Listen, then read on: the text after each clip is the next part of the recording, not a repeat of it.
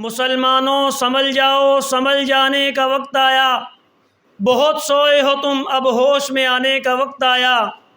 چلے تھے 313 جہاں سے تم مسلمانوں، وہی تاریخ دہرانے کا وقت آیا۔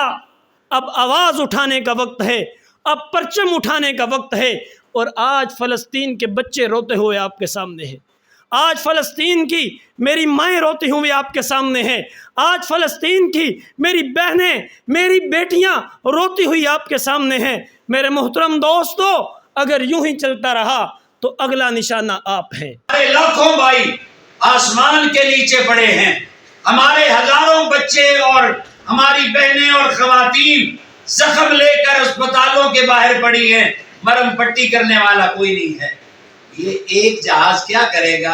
آپ ذرا اپنی توپوں کا رخ، اپنے طیاروں کا رخ، اپنے جنگی جہازوں کا رخ ان کفر کی طرف، کفر کے حکمرانوں کی طرف، ان درندوں کی طرف کیجئے۔ اللہ کی قسم ہے، مجھے اللہ کی ذات سے امید ہے کہ آپ صرف رخ کریں گے، اسرائیل اور فلسطین کی جنگ کا نقشہ بدل جائے گا۔ ہمارے نمائندے تو حافظ صاحب ہیں، آرمی چیف ہیں، یہ ہمارے نمائندے ہیں، ایک ریاستی ادارے کے یہ سربراہ ہیں۔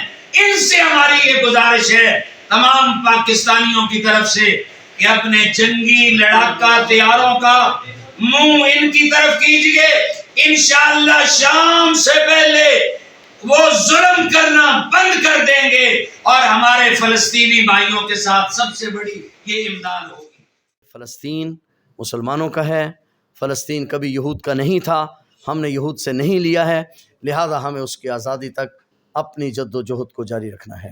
اور یہ بات بھی ذہن میں رکھنا، ممکن ہے ہم ہوں یا نہ ہوں، یہ جنگ لمبی جنگ ہو جائے، یہ ممکن ہے، بس دھیان رکھنا اگر یہ وہ جنگ ہے پھر مسلمانوں کے ساتھ کھڑے رہنا، امیر ہو یا غریب، مذہبی ہو یا سیاسی، بس اس بات کا دھیان رکھنا کہ امام مہدی کے لشکر کے ساتھ کھڑے رہنا، حضرت عیسیٰ علیہ السلام کے ساتھ کھڑے رہنا، مسکین مسلمانوں کے ساتھ کھڑے رہنا، انشاءاللہ العزیز فتح تمہاری ہی ہوگی۔